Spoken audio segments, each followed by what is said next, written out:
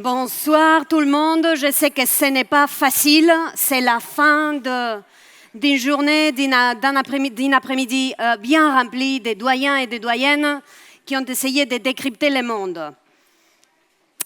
C'est la fin.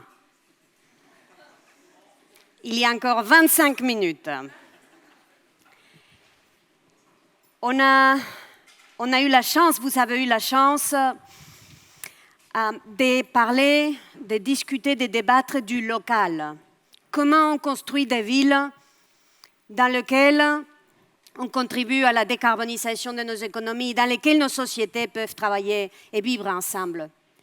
Vous avez écouté nos collègues parler de comment on peut gérer l'économie d'un pays dans un moment de turbulence où les taux d'intérêt, où la croissance, où l'inflation nous posent des vrais problèmes.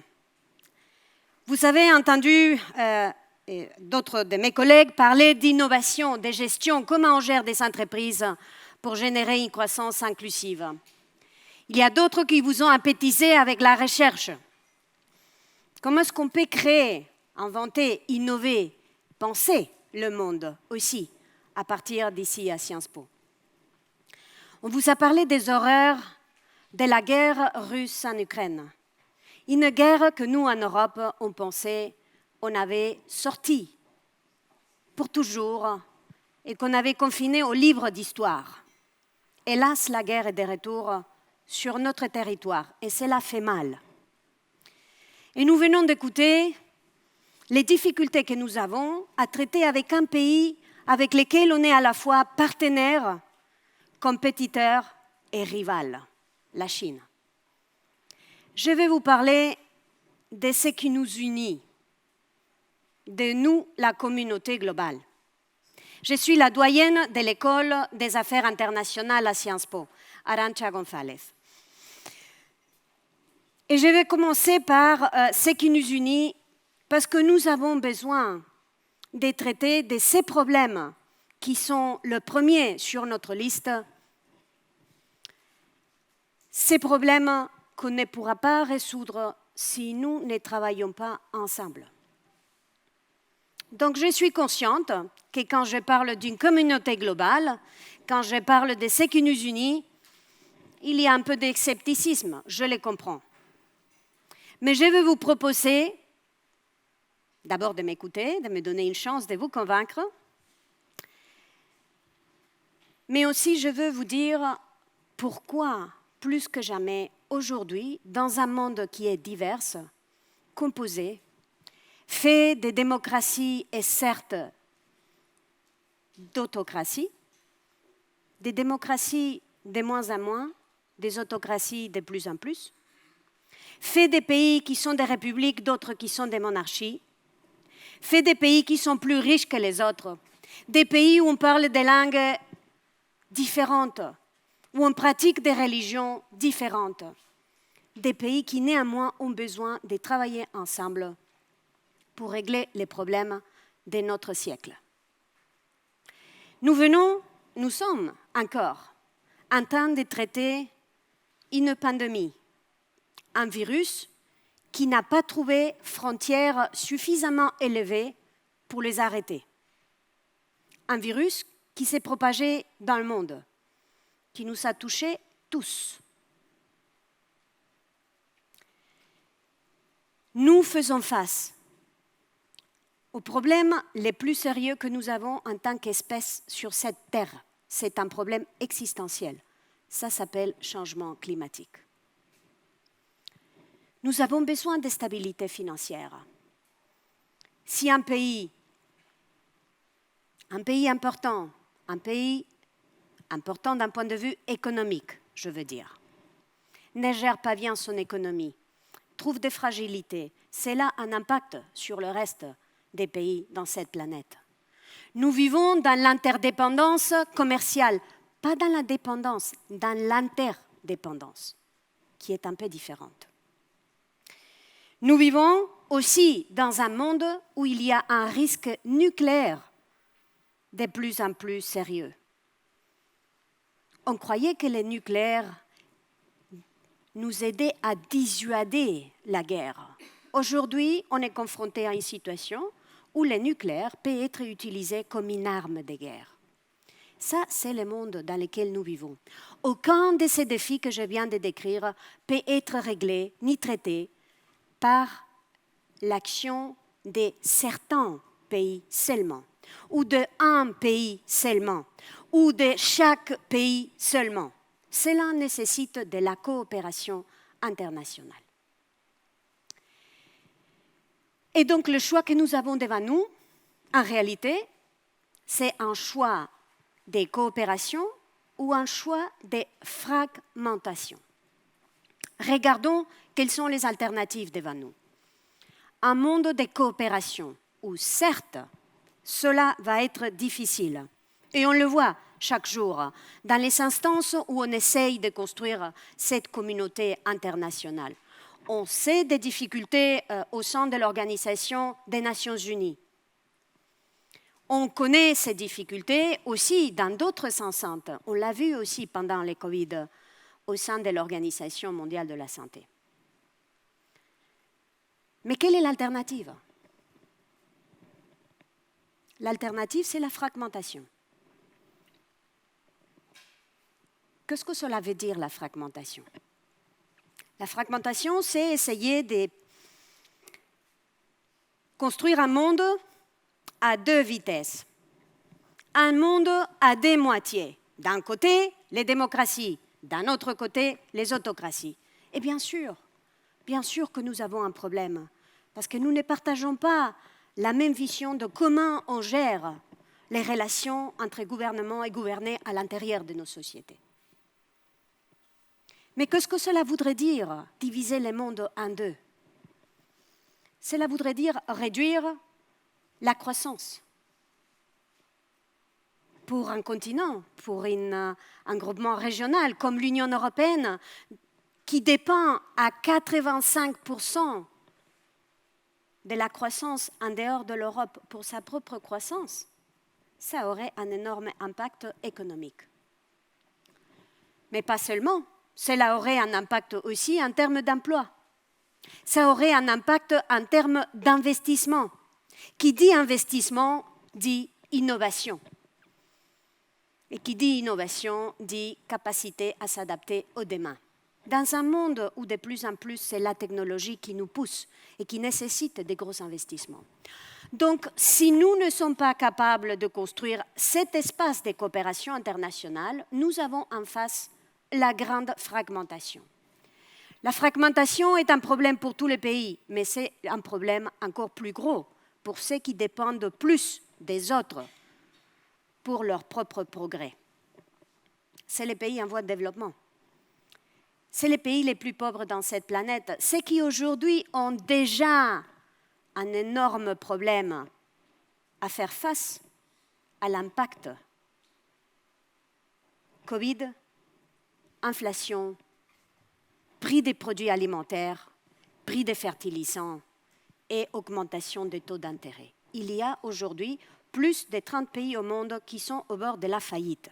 Donc, quelle est l'alternative à la manque de coopération internationale? Ce n'est pas le chacun pour soi, c'est la grande fragmentation. Et la grande fragmentation, ça veut dire que nous nous résignons à ne pas atteindre ce qu'on a promis de faire en 2030, qui est éradiquer l'extrême pauvreté dans le monde. L'extrême pauvreté qui se trouve pas simplement dans des pays pauvres, mais qui se trouve aussi à l'intérieur de nos pays. Donc, moi, je vais vous proposer, plutôt qu'une fragmentation, je vais vous proposer d'essayer de construire un espace pour la coopération, pour les dialogues, pour les débats, pour la confrontation, mais avec cette idée de construire communauté ensemble. Je crois que nous devons le faire à travers 3 ingrédients. Il y a certes des intérêts à défendre, chacun aura les siens, mais il y a aussi les valeurs. Nous avons besoin d'une communauté internationale qui prend au sérieux les valeurs de la solidarité, les valeurs du progrès partagé, les valeurs de la paix, les valeurs de la stabilité. ces valeurs qui nous ont permis d'arriver aujourd'hui ici, qui doivent nous permettre aussi de continuer à construire communauté ensemble. Et c'est pourquoi, ici à Sciences Po, nous faisons très attention aux valeurs. Nous ne voulons pas former des mercenaires. Nous voulons former des citoyens engagés avec clairement une idée de défense d'intérêt à partir d'un sens commun des valeurs. Donc, je vais parler des valeurs, parce qu'on ne parle pas assez des valeurs. Et je sais que quand on est en milieu d'une guerre, parler des valeurs peut sembler un peu faible. Et dans un monde où il nous faut des forts, il ne faut pas apparaître comme faible. Mais les valeurs, ce n'est pas une faiblesse. Les valeurs, c'est ce qui fait la solidité de nos sociétés. La démocratie est fondée sur des valeurs. Donc, plutôt que de diviser le monde en démocratie et en autocratie, je suggère qu'on explique pourquoi la démocratie nous fait plus forts et qu'on donne aux gens la possibilité de se battre pour un modèle de société basé sur des valeurs qui font de ces sociétés une société plus forte, plus solide. Si on veut plus de coopération internationale, nous devons changer la manière dont nous travaillons, dont les systèmes multilatéraux fonctionnent. Nous avons un système multilatéral dont les acteurs principaux sont les États. C'est une construction westphalienne. On connaît bien, parce que c'est nous, Européens, qui avons inventé les traités de Westphalie. Les acteurs principaux dans les relations internationales, les États. Mais est-ce qu'aujourd'hui, on est encore capable d'avoir un système international basé purement sur la volonté et l'action des États? Nous avons des entreprises très souvent beaucoup plus puissantes que des États. Pas simplement dans les petits États, mais aussi dans les grands États.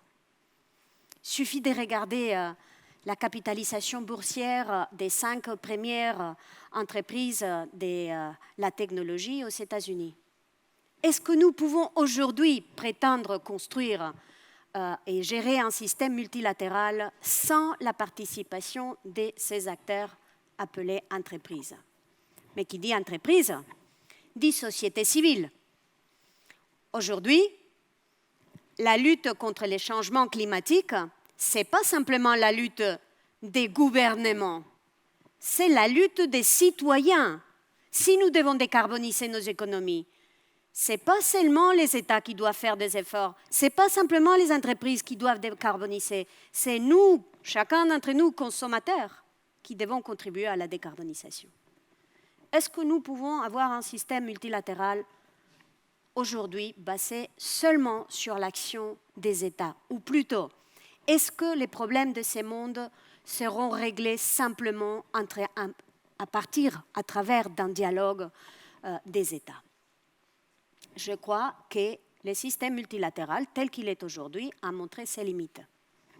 J'ai vécu pendant une partie de ma vie dans les systèmes multilatéraux, j'y ai habité, et je sais que c'est dur, parce que beaucoup des acteurs ne font pas partie de la discussion. Nous devons inventer un nouveau système multilatéral. Un monsieur français qui a été cité par Stéphanie, Pascal Lamy, parle plutôt d'un polylatéralisme, c'est-à-dire d'une gestion, d'une recherche de solutions à nos problèmes en commun à partir des multiples acteurs, à partir d'un dialogue des acteurs au-delà des États, un polylatéralisme. Prenons encore une fois l'exemple du changement climatique. Quand le président des États-Unis, Donald Trump, a décidé de sortir les États-Unis de l'accord sur le changement climatique, c'était un geste très, très, très fort. Mais il y a eu en même temps une coalition des maires des villes aux États-Unis qui ont dit « Même si notre pays se désengage de la lutte contre les changements climatiques, nous, maires des villes, allons continuer cette bataille pour la décarbonisation de nos économies. Est-ce qu'on peut construire une réponse au changement climatique seulement avec l'action des nations, des États-nations?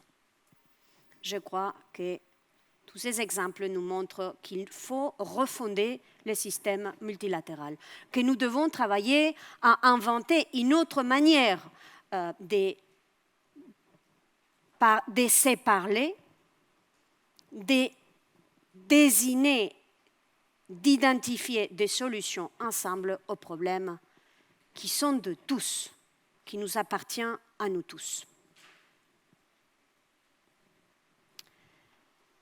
Ces systèmes multilatéral nouveau, avec cette idée des valeurs, doit, comme troisième élément, chercher à construire plus de résilience. Alors, la proposition que je voudrais vous faire, c'est que le monde de demain, c'est un monde, ou plutôt le monde d'un bientôt, parce que demain semble trop loin, c'est un monde où la réponse à ces risques de fragmentation soit la construction de résilience. Qu'on évite les replis sur soi, qu'on évite l'érection à nouveau des frontières ou des divisions, même un bloc, mais qu'on essaye de construire de la résilience. C'est un peu ce que nous sommes en train d'apprendre suite à la guerre russe en Ukraine. Nous avons compris que désormais, nous devons intégrer cette notion de résilience qui n'est plus ni moins qu'intégrer la notion de risque dans nos politiques, dans nos stratégies, qu'on soit gouvernement, qu'on soit société civile ou qu'on soit entreprise. La résilience, en gros, qui consisterait à mieux intégrer nos risques. Aujourd'hui, les risques sont aussi des risques géopolitiques. Aujourd'hui, les risques sont aussi les risques climatiques. Intégrer ceci dans l'élaboration de nos réponses à ces problèmes communs est notre défi commun. Donc, je vais vous proposer, et c'est ce que je voudrais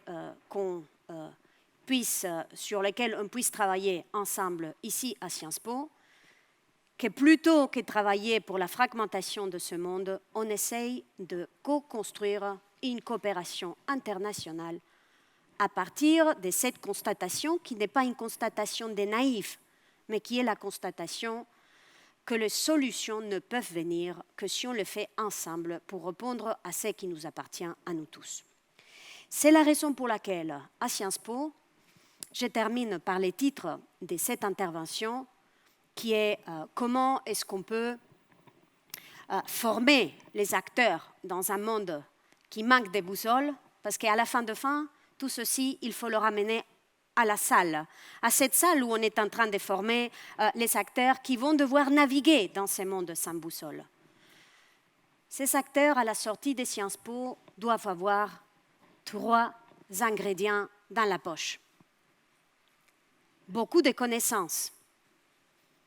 Beaucoup de connaissances. Il inclut des connaissances historiques. L'histoire qu'on avait oubliée. L'anthropologie, qui était encore plus loin. Et à la fin de fin, construire une communauté ensemble, c'est travailler avec d'autres êtres humains. C'est ça l'anthropologie. Donc, plein de connaissances, ingrédient numéro 1 pour pouvoir naviguer dans ce monde sans boussole.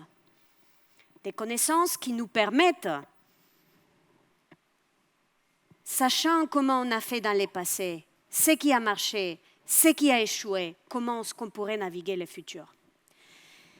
Mais la connaissance n'est pas suffisante. Il nous faut aussi les compétences. On a découvert pendant la crise Covid comment on manquait d'empathie. On attendait de nos leaders de l'empathie. Bien sûr, on attendait qu'ils s'achètent des vaccins. Bien sûr, on s'attendait à ce qu'ils nous édictent quand ce qu'on pouvait sortir ou pas sortir. Mais on voulait de l'empathie. On voulait sentir qu'on était accompagné d'autres êtres humains.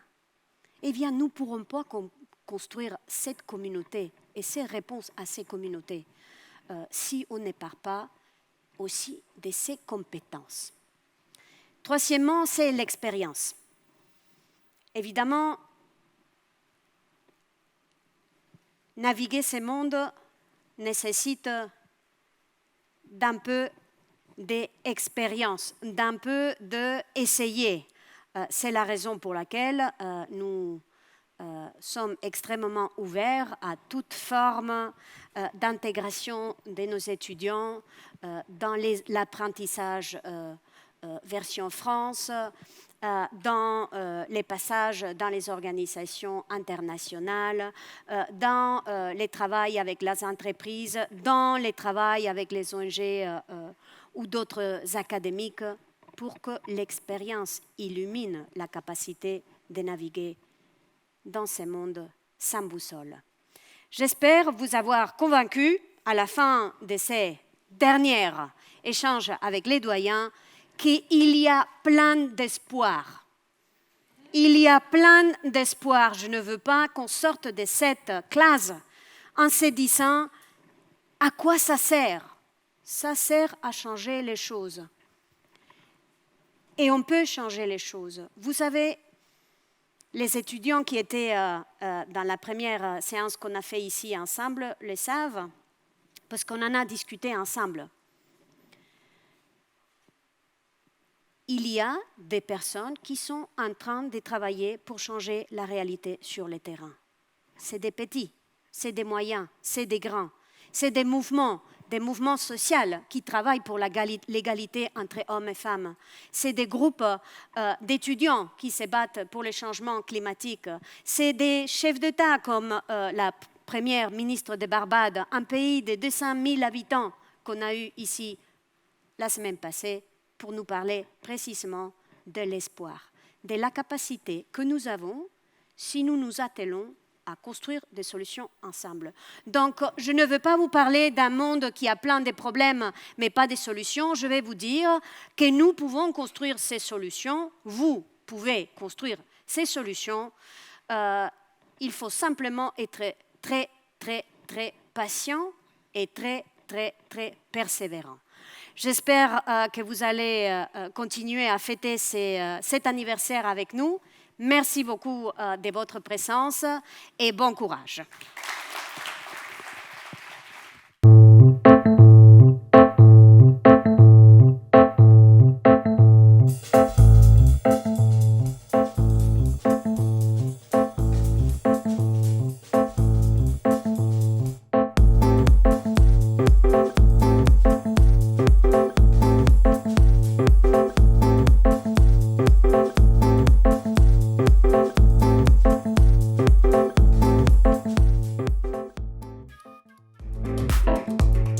Sciences Po.